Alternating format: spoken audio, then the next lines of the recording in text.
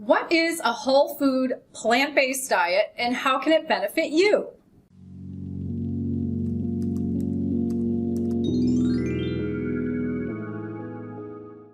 Hi, I'm GloryB, and this is GloryB-TV, and I'm here today with Dr. Stephen Lome, a lifestyle cardiologist, and you don't find too many of those. So when you find them, you want to grab them and talk to them. And there are more and more of these folks, lifestyle doctors, but lifestyle cardiologists, I'm all for it. So today we're going to talk about all kinds of things related to the whole food plant-based diet. And in this video, I want to start out with just some basics. Now, I know part of your story is you were overweight. You started looking in the mirror going, okay, wait, I don't know if this is right. But as we were talking about before we turned on the camera, you came from a family, everybody was overweight, and you thought it's just my genes because the neighbors are eating the same food I'm eating. Yeah, yes, indeed. That's kind of the way they we're taught is that, genetics is the major factor behind obesity, high blood pressure, and heart disease, and that's not really the case. It's unhealthy diet and lifestyle, including exercise and other factors as well. And so, I kind of fell into the same traps most Americans do. A standard American diet, being sedentary, and I just thought it was in my genes, but thank goodness came to the realization that it wasn't, and it related to mostly what I ate and a little bit about being sedentary, and was able to overcome it and see it from the other side now, and that's where the passion lies now for my practice. Yeah. Right. Now, most of us who've changed our diet significantly to a more vegan and not so processed diet, we're doing it for overall health and for weight loss. But since I've been doing more reading, and I'm a member of the National Health Association, which used to be American Natural Hygiene Society, and I'm finding, and they're finding more and more doctors like yourself, and I don't even know how I found you, probably through your meetup. But Dr. Lome is also the founder of the plant-based nutrition movement, which I'll link below, and also heartstrong.com, and trying to get more and more people to understand this. And what you all are finding with your patients is a reversal of disease. So in particular with you and Dr. Williams and Dr. Barnett, you and Dr. Caldwell-Esselstyn, you're finding people who have various stages of heart disease, whether a heart scare on the one end or quadruple bypass on the other end, and everything in between. And you're finding people are having scans before and after changing their diet, and their heart is getting better. That's absolutely true. The arteries true. Are getting better. Arteries that were failing. The only diet that's ever been shown to reverse heart disease is a whole food plant-based diet that's low in fat. No other diet's ever been shown to do that. And it really makes a lot of sense that the cause of heart disease relates to our diet and lifestyle. Well, the treatment should be improving diet and lifestyle, not pills and stents and procedures. Doing a stent or a bypass and a coronary blockage is a Band-Aid. It doesn't treat the cause of the problem. So when you actually treat the cause, it works so well. And we tend to think, oh, heart disease is just progressive, maybe we could slow it down, but that's absolutely not the case. The analogy that I like to use is really that the human body is an amazing healing machine.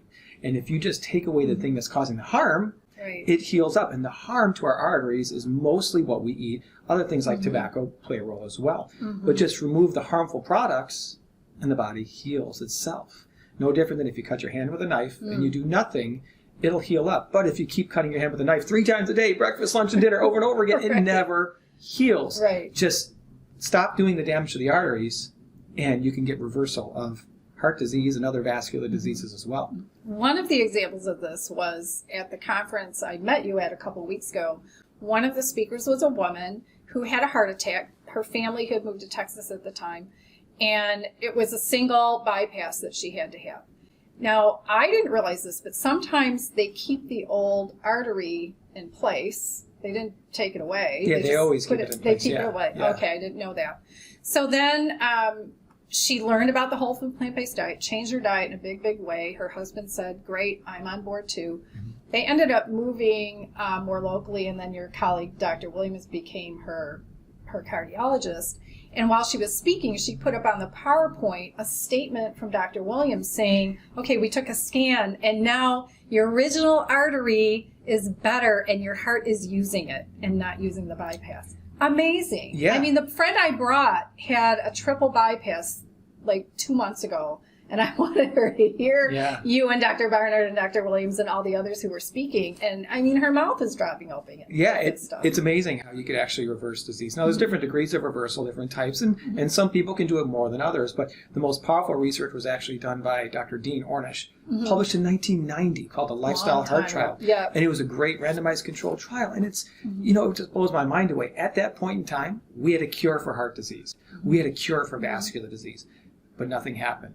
Because unfortunately, the way our system is set up, there's just no money in diet and lifestyle. And there's tons of money in stents and bypasses and pills and other procedures. And that's just the reality of the system that we have now. I remember hearing his name back then. But yeah, you had to be in certain circles to hear about his books, and there wasn't the internet in 1990. Let me tell you, it's amazing. It's amazing that you heard about him, because I went through cardiology training and I didn't hear about it the whole time at a major academic institution. I learned heart transplants, pacemakers, stents, bypasses, all this stuff. Never once was I told about the power of lifestyle medicine, not a single time. And when I really reflect back, I loved the professors that trained me. They were caring, compassionate, smart people, but both of them, the main two, were obese and diabetic themselves.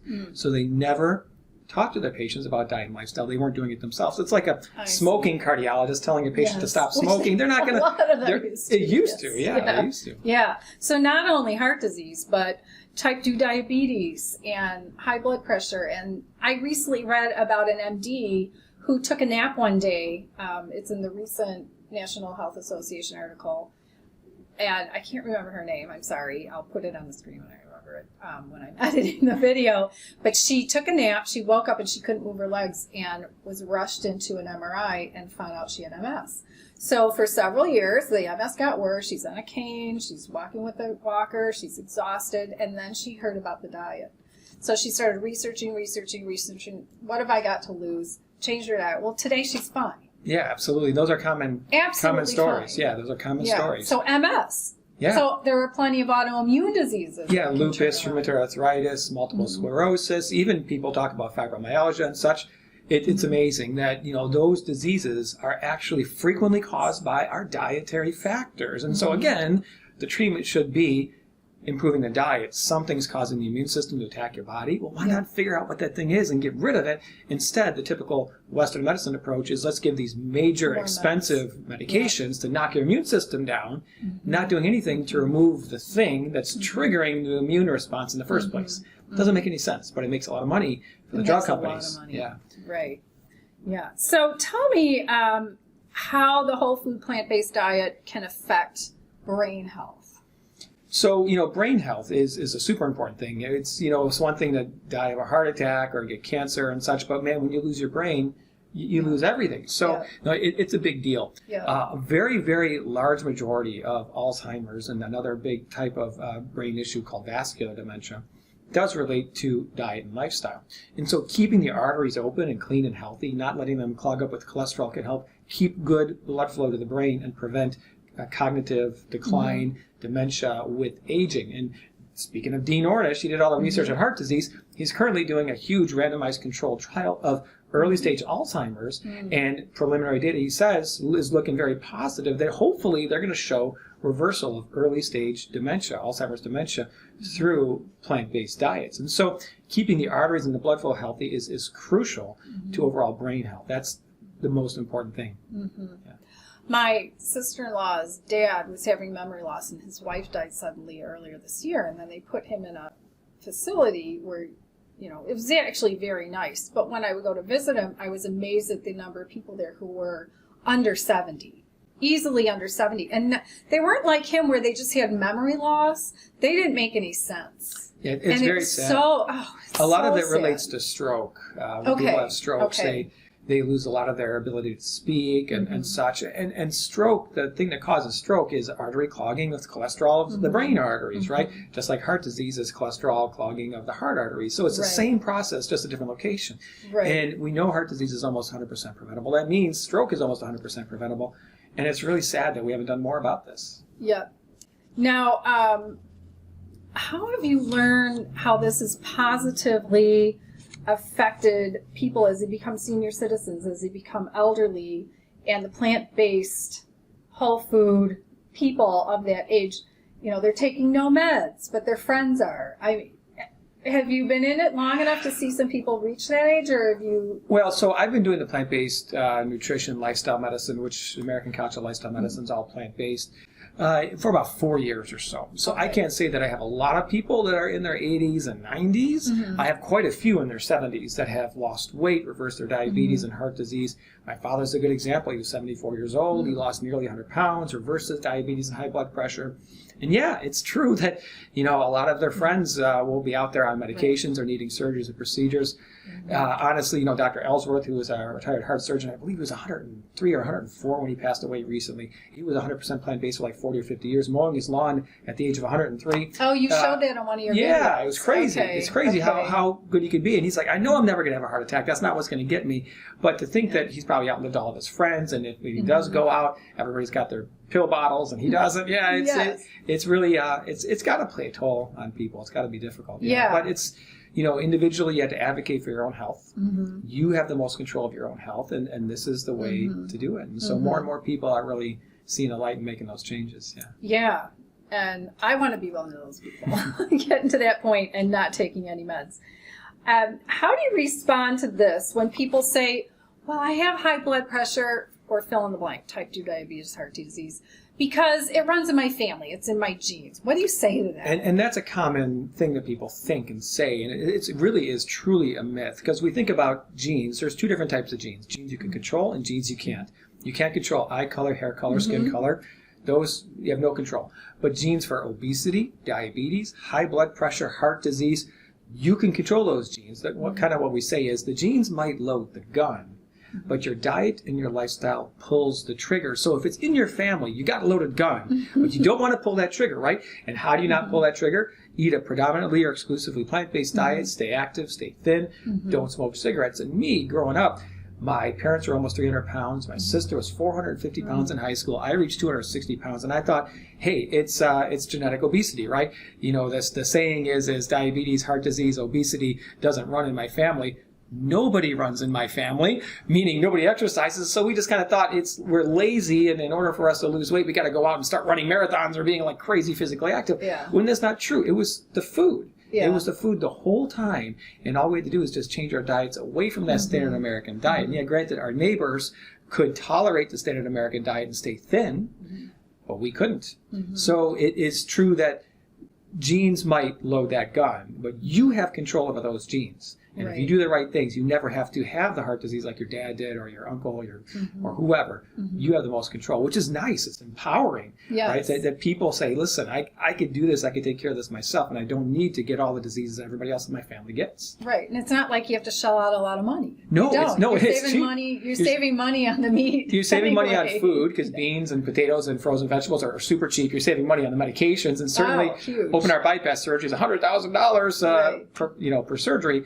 You're saving a lot of money by taking a lifestyle medicine approach, no question about it. Well, even thin people get high blood pressure and get high cholesterol and get type 2 diabetes. And heart disease. Happens. It certainly can happen, because, some people may be lucky in that they could eat a standard American unhealthy diet and remain relatively thin. However, on the inside, the bad changes are still happening. Blood cholesterol levels can be up, and they can still be clogging arteries. It could be stressing their whole metabolic system, and they could be developing insulin resistance. No question.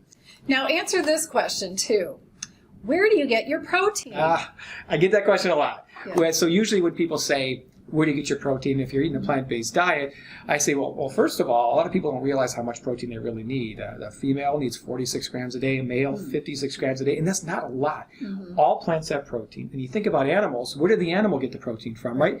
They ate plants. All the strongest animals in the world, elephants, gorillas, rhinoceroses, horses, they're 100% herbivores. And one of the strongest men in the world can bench press 750 pounds, and he did a yoke walk with 1,250 pounds on his back, broke the Guinness Book of World Records. Now, is he that guy in Game Changers? He's in the documentary The Game Changers. Patrick Baboumian, But he's not the only one. The only bodybuilder in the United States sent to the Rio Olympics recently, who smashed U.S. world records ever, was 100% plant-based. There's other ones, Naomi Delgado, who's been 100% plant-based since birth, and he wins all these competitions for bodybuilding. You can get all the protein you need on a plant-based diet. Beans are super high in protein. All vegetables are high in protein. Nuts and seeds are high in protein. So you really get all that you need. Most Americans, what they're really lacking is fiber, not protein. We get too much protein. We need more fiber. So, yeah. And I think that whole, where do you get your protein, came from marketing messages through the 90s and through the 2000s. And people thought, oh, I have to eat protein. I have to eat meat. I have to eat dairy in order to have enough protein to live. And that's just not true. Right. No, that's just not true. And if you really want a good read on that, there's a book called Proteinaholic by Dr. Garth Davis. It's done really, really well. And it's very, very detailed about the history of protein, why this protein myth is out there, and the truth behind how much you need. Some cultures, like the Okinawans, they had the lowest protein diet ever, but they're one of the blue zones that live super long. 65% of their calories were sweet potatoes. 25% was white rice. Really? 7% is fruits and vegetables, and only 3% was egg, pork, and fish. So they had a crazy low amount of protein in their diet, yet they were living to 100 and physically active with good mental health and no cardiovascular disease. It was amazing. So again, just kind of breaking that myth that we need all this protein. We don't really need that much. It's actually not good for you. It damages the kidneys, the livers, and such. Right. Now, one thing I like that you have shown before on your videos and also when you speak, you say there are only 3 food groups. You know what? You're absolutely right. First is animal foods, which is meat and dairy. Anything from an animal, including fish. That's an animal. Anything that has a mother, or what was the other one? Or anything that poops. Or anything that poops. Okay, so that's food group number 1. Food group number 2 is processed foods. So many people who become vegan or vegetarian eat way too many processed foods still, buying the veggie burgers and buying all kinds, anything that's made, anything that's not a whole food.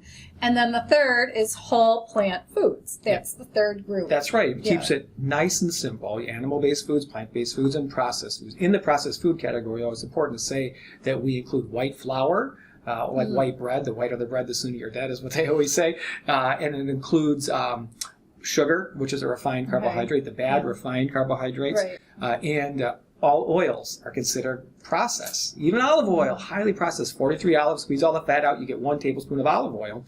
Oil is highly processed. It needs to be dramatically minimized in the diet. More and more of you doctors are talking about how oil is bad for us. One of them in particular is Frank Sabatino from Florida. Are you familiar with him? I've heard the name, He did some additional study. I think he did another master's degree where he studied what oil really does in our body. It's very, very interesting. If I can find some of his articles, I'll link them in the description box below.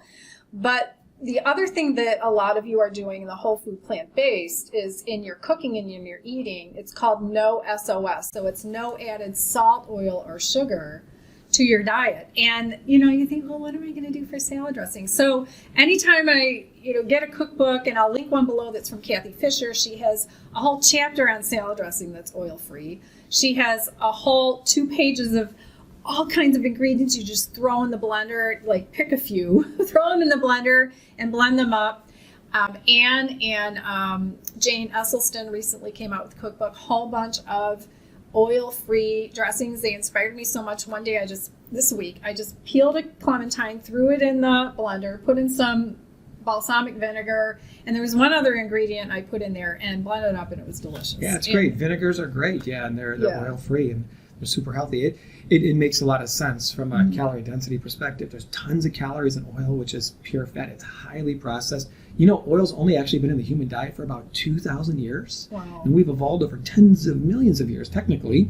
And so we just simply haven't evolved to be able to tolerate high amounts of oil in the diet. And a lot of people, I thought olive oil was good for me. I thought canola oil was Mediterranean the good oil. diet. Yeah, and the research that shows that olive oil is not so bad for you always compares people who eat olive oil to people who get fat from animal foods, from meat, eggs, or dairy, or from butter. And so, if you compare, oil is healthier. And so it looks like there's a benefit. We call that a substitutionary benefit. But having no oil and no animal fat, or very, very low fat in the diet, is actually what's ideal and what's best based on the research. Right. Okay. Well, thanks for watching, and click one of the images on the right side of your screen to check out some other videos. We're going to continue with some other talks on some other topics that you might find interesting.